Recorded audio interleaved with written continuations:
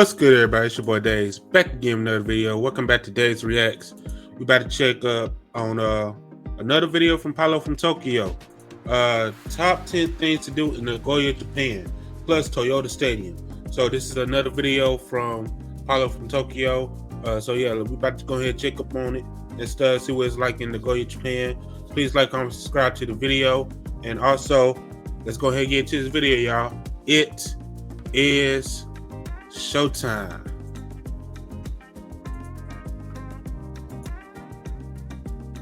In this video, I'm going to show you guys my top 10 things to do in Nagoya.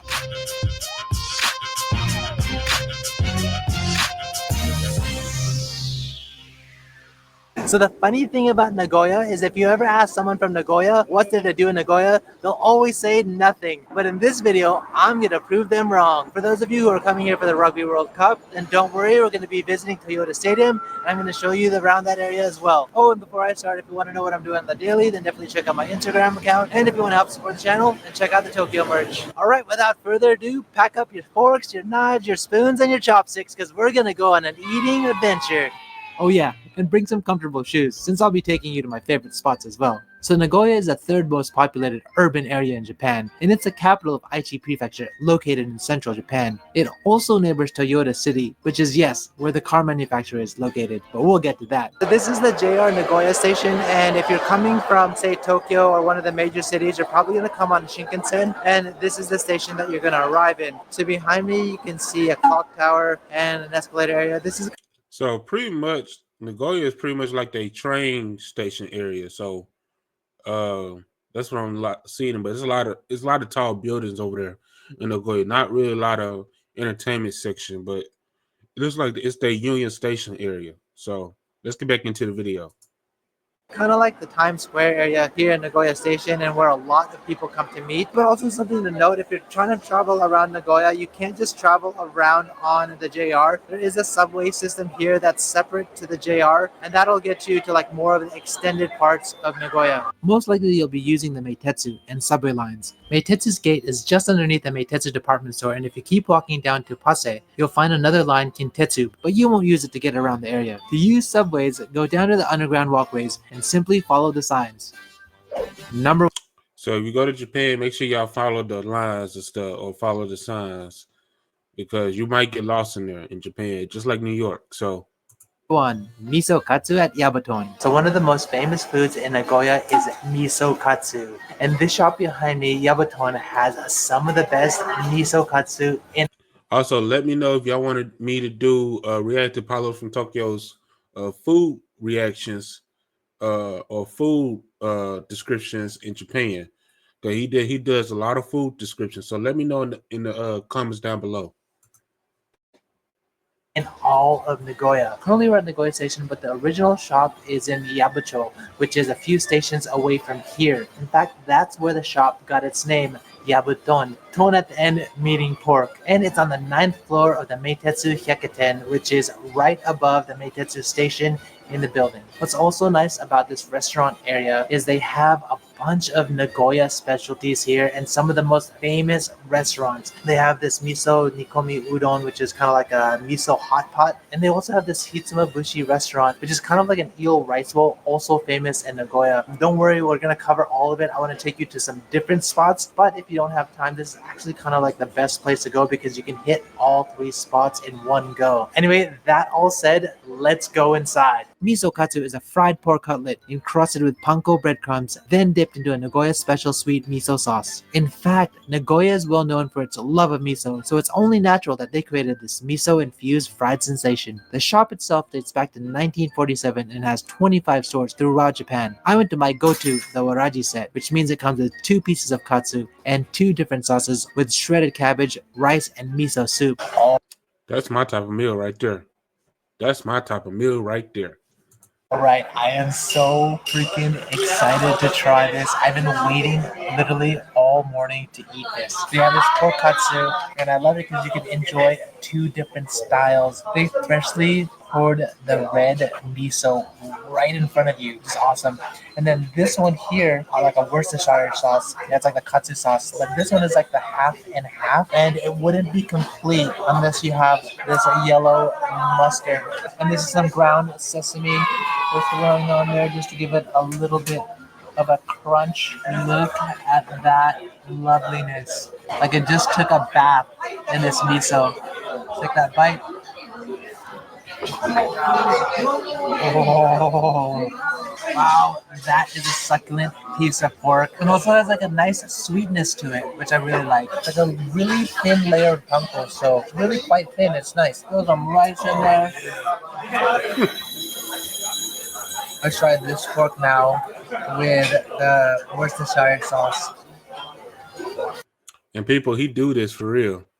So y'all want me to do videos on him describing food in Japan? Let me know down in the comments. Oh, I love it.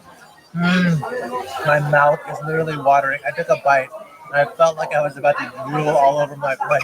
It's that good. In fact, this is one of Michael's favorite dishes in Nagoya, and she's from here, so you know it's good. Oh, and don't worry about Japanese. They've also got a full English menu.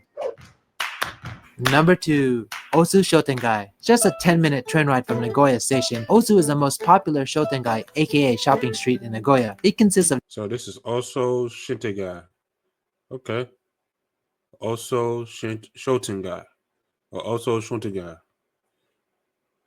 Anyway, let's get back into it. Also Shintegai. 9 different Shotengais meshed together so you can spend the entire day here. This spot originally started as an otaku electronic... Oh, okay, they got some Ultraman over there. I see Japan. Well, I know that, excuse me, people don't know Ultraman is made in Japan, so. Store paradise. But then vintage clothing shops started to pop up. Now it's a mixture of otaku, hipster, and food spots with a variety of international restaurants like Brazilian, Vietnamese, Chinese, and more, all setting up shop in the recent years. So this area could literally be my favorite place in all of Nagoya. If you've ever been to Tokyo, it's kind of like a mix between Shimokitazawa, Ameyoko, and just like the street area and the vibe. So it's been recently like revitalized, and you've seen like an influx of more shops, been a lot younger, a lot more hip, and I just really enjoy the vibe. And in fact, it has a lot of thrift stores. If you're coming here and you want to do some shopping, you want to get some like old school flavor, then this is your spot. I almost want to move here because it's just so chill. And who knows, maybe I'll become Paolo From Tokyo. I don't know, maybe not.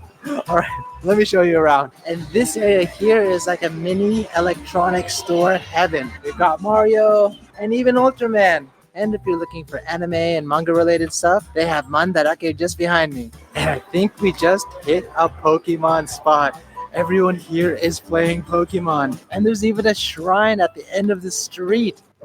You know what I think about Pokemon? I think they take that stuff to heart over there in Tokyo. For real. Like, because pretty much people walk over there all day. So they really don't do a lot of driving, like driving cars, because it's on an island. So, but yeah. Let's get back into it. Number 3, Yanagibashi Central Market. Located in the heart of Nagoya, this 100-year-old market is about 13,000 square meters and consists of 300 stores, sourced from local harbors such as Chita Peninsula, Mikawa Bay, and Issei Bay, so you know the seafood is fresh. So this place is like my mini Tsukiji. Yeah, that's some fresh seafood. I ain't gonna lie to you. In Nagoya. Since we are here during noontime, most of the shops are already closed. So if you come here in the morning, then you're gonna find a lot more of the fish shops open. So one thing that kind of separates it from Tsukiji Market, there's a lot less street food shops per se, and you'll find a lot of sit-down shops. And one of the things I love the most is that you're able to walk around and you can see what people are eating. So you can kind of like see the portion sizes. You can actually see the dish, where in some restaurants you can only see a menu, which makes it... Man, you don't get your butt out his camera view. Like, ooh, let me look at this dude, man. Ooh, let me get my shot in.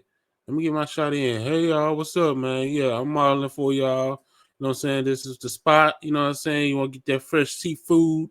You know what I'm saying? Here it is, man. You know what I'm saying? Here. Yeah, man. Get out of Apollo's camera, man. It's super helpful to decide what you want to eat. So one thing you'll notice with a lot of these shops is that you won't see a lot of tourists, just a lot of locals here, which is nice because you know that you're getting local prices. Number 4, Nagoya Castle.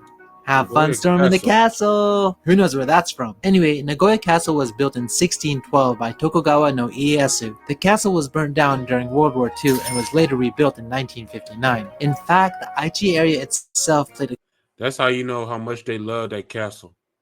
From World War II. Do you know what happened in World War II in Japan, y'all? And I don't want to talk about it because I'm in the country that did it to them. But you know about the story of the atomic bomb and stuff, you'll understand. But they love this castle so much.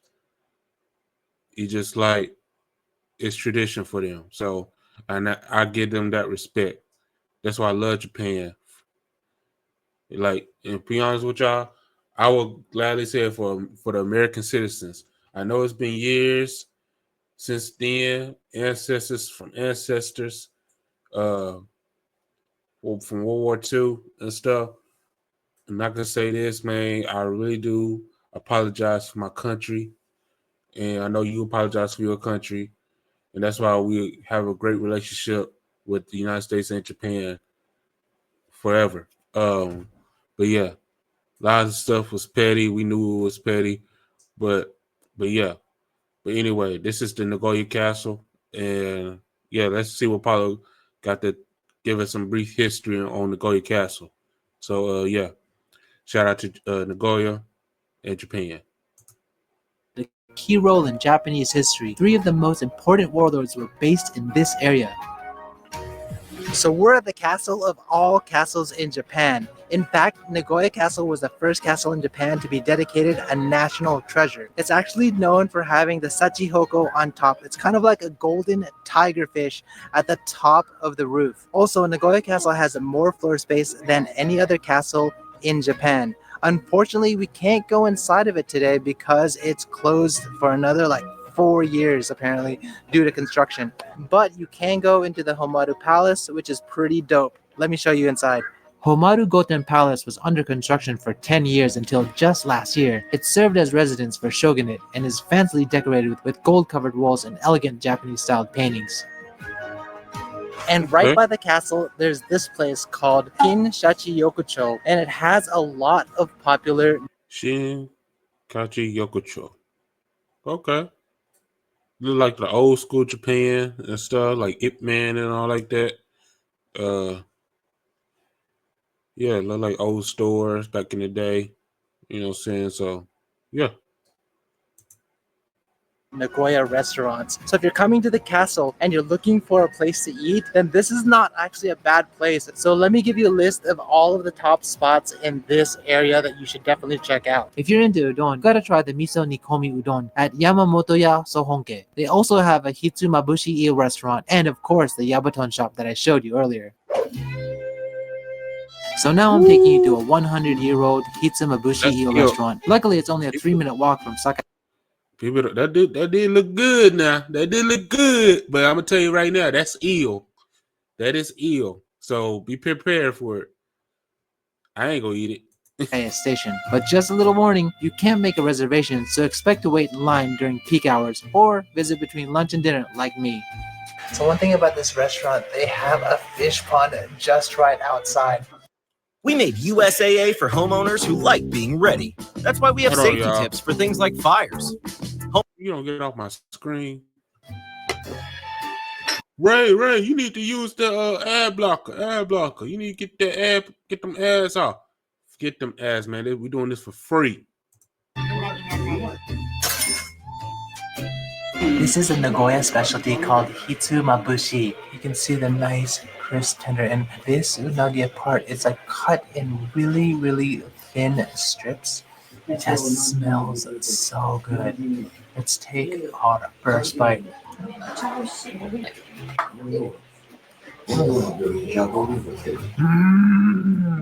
That is amazing. Cannot go wrong with this. Cannot. This one has a nice crunchy texture to it. You can see right there like how crispy that is. And the sauce itself that's coated on the rice, it's a little bit sweet, but not too sweet. I just can't get enough. But the thing is, there's actually 3 ways to eat this. So the first way to eat the dish is to simply eat it with rice. And the second way is to add herbs, green onions, and wasabi. Wasabi. Let's taste this onion wasabi paradise. Oh, double damn, that's good. The wasabi is another like flavor on top of that flavor. That is amazing. Oh. And then the third way is to actually put some green tea in it. I've been to other places before, and they've actually used kind of like a broth put in the bowl. But see, I'm gonna tell y'all that. You see where it says down right here? I hope y'all can see me do that. Yeah. Y'all can see me do that. You see where it says right here? It says eel, like the electric eel. Yes, that is actually what Paolo is eating, y'all. He's eating eel. So be prepared for what to eat in Japan. But we're gonna do them reactions. But let me know if y'all want me to do those reactions for Paolo eating the food in Japan, because he got a lot of videos like that. So let me know down in the comments. Here they specialize in putting green tea.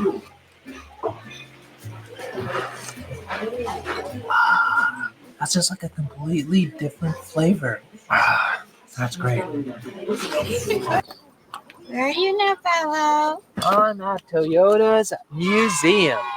Number 6, Toyota Museum. Okay. So if you're into Toyota Museum, y'all. Okay. Let's get it, man. Want to see what Toyota is like in where basically their foundation. I want to see where their foundation is like, because I know we sell Toyotas here in the United States, but I want to see where their foundation is. Like for us, it's General Motors and Ford, and who else? Fiat? No, not Fiat. It's just General Motors and Ford. And I know Germany got like Volkswagen and and UK got British Motors, and I think Fiat is like France and stuff. But yeah, I want to see what Toyota, what their foundation is like over there. So let's get into it. cars, and I've got to show you this place. Let's go. All right, now let's swing by Toyota, which is about an hour away from Nagoya. Look, we've got our ticket to ride. Fun fact, the city Toyota is named after Toyota Motor Corporation, which is also located here. In fact, I recently made a day in the life video at a Toyota car repair shop, so check that out if you haven't seen it yet. So this is the first car to implement a front engine and rear wheel drive. It was actually a race car, and this one is steam powered. It's like I just won the race. Well, them cars are clean. The museum showcases about 140 cars from all over the world from different time periods, including domestic and international manufacturers alike. If you love cars, this place will get your motor running. Look, it's Urkel's car. Motor sport. Put that thing in sport. Skirt, skirt. One thing to note, there is another Toyota museum in Nagoya, but that one is more about the history of the Toyota company itself. If you're like me and just want to see some dope cars, this is the spot. What happens if I pull up in one of those mafia cars, man, and just pull up to the job and stuff like that, man, and they're gonna be looking at me like, okay, Ray, I see you. Hold on, y'all. All right, back up in this thing. Let's get back into it, y'all. All right. This Lexus was made in 2009 and they only sold 500 worldwide. Number 7, Toyota Stadium. Toyota Stadium is about a 15-minute walk away. That ain't a bad stadium, yo. That's not a bad stadium. Yeah, that's bigger than the stadium where I live at. That's a nice stadium, though. It needs some work, though, but it ain't a bad stadium. Number 7, Toyota Stadium. Toyota Stadium is about a 15-minute walk away from Toyota Station. So if you're coming to watch a game, you might want to consider a car, unless you're drinking or don't mind the walk, in which case, don't drive. So we're here in beautiful Toyota Stadium. Now, if you're looking to catch a soccer match or what the rest of the world says, a football match, you can watch at Toyota Grampus, which is the local football club. It's kind of funny though, it sounds like grandpa's, like my grandma and grandpa. Why would they name it Grampus? Anyways, you can watch them here, or if you're coming here for the Rugby World Cup, this is also where you're going to be viewing it. But there's actually one little secret spot that I wanted to show you that's worth taking note. I know they trying to expand the NFL to overseas and stuff, and like Japan is like one of their spots, other than like the UK and well, basically London and stuff, but yeah, I know Japan is like the other spot, and then Canada and Mexico. But let me know in the comments though. Do y'all think Japan should get a deal with the NFL? Let me know down in the comments. So the reason I love this place is that it's fairly inexpensive. It's like just like a little over 1,000 yen, which is like $10 for like a full complete set meal. But you get this great view. Look at that. You see the bridge, you see the river. Just on the opposite side of this room, on the other side, it actually faces inward, so you can see the game from that side. So if you want to get some food and then watch the game, you can do it from there as well. So one thing you need to be aware of when going to the men's toilets is that the toilets itself. Hold on, bro. I know that's the toilet. I would use that toilet. What is this? What is this? If that's the urinal, oh my God. Bruh, I'm not putting my skin on the floor. I'm just going to be real with you. That's got to be the urinal. That's got to be the urinal, because I'm not putting my skin on the floor. I know that's traditional, but I'm not putting my skin on the floor, y'all. I'm going straight for this. There's one Western and there's two Japanese style toilets. Enjoy using those. Number 8, Nagashima Resort.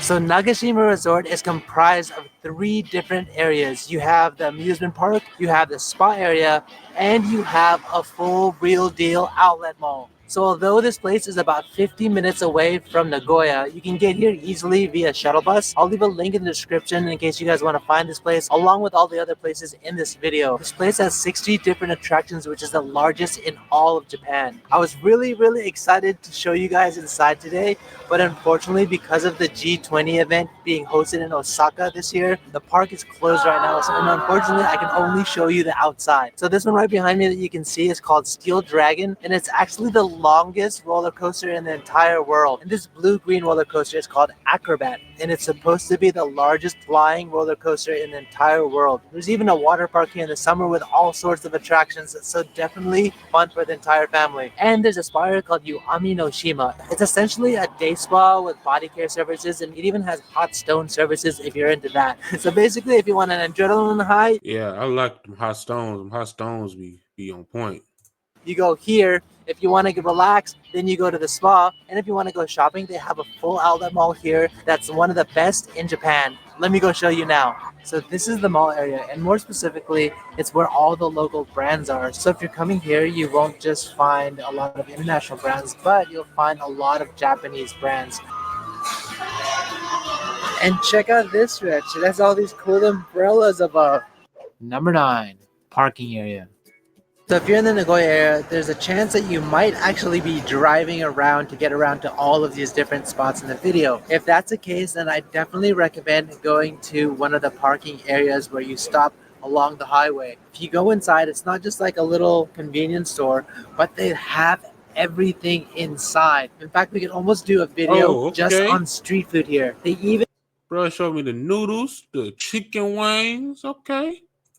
Have a lot of souvenirs. Let me show you what it's like inside. So we're at the Kariya Highway Oasis, which is one of the biggest parking areas in Aichi, and it definitely has that entertainment park vibe. Look at that, it's a whole tub of miso. So they have all these drinks at the rest area, but they don't sell alcohol. I wonder why. Mm. Oh my gosh, look at this. Curry pond cider. What the hell does that taste like? Don't want to know. And look, a frozen bag of fried chicken. Yeah, I'm gonna have to get some of that fried chicken. Yeah, traditional too, cause it got the wing on there. Even better. Just waiting for my bus to arrive. And since Satsuki and May's house are nearby, you can get Ghibli goods here too. All right, Michael, which one do you want to win? And people, I'm gonna let y'all know their fried chicken is basically not no battered chicken. It's actually like skin, the chicken that's naked, and they put it in the deep fryer and fry it. That's their consideration of fried chicken. Win. That beige one. Okay. This guy, beige guy. I'm gonna win this for you, Michael.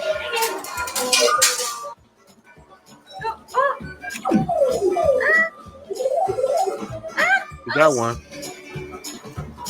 Oh my god, I think you're gonna win. I got it. I got the one you wanted too. First try. That's awesome. これもない。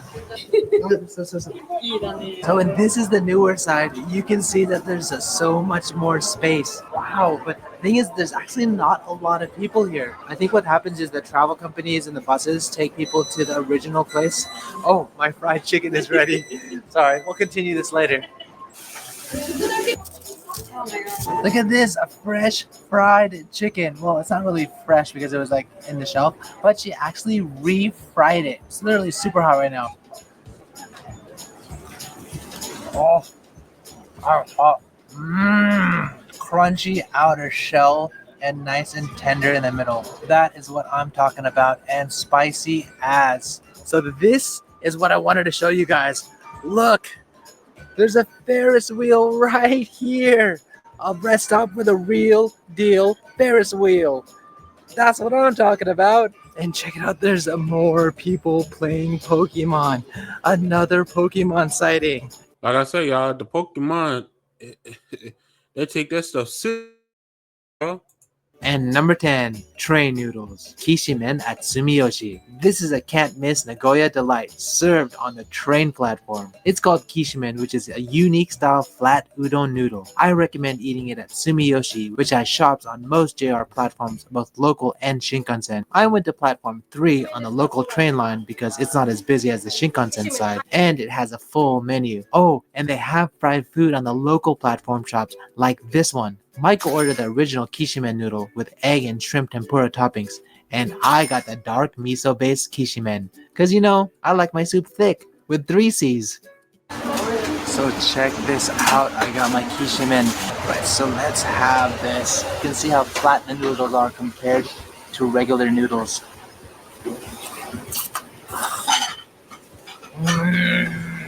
That's so good. So the noodles are so flat, they actually soak up more of the broth, which is awesome. It has some mushrooms in there, it has some green onions, it has some aburage. So the aburage is kind of like a tofu. But let's try some of this fried hard stopping tempura. And you look, they've actually soaked it in the broth itself. Ooh.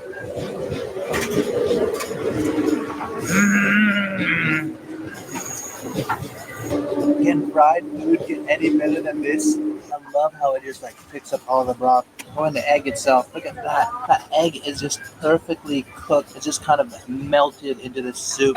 I love how it's still a little bit runny.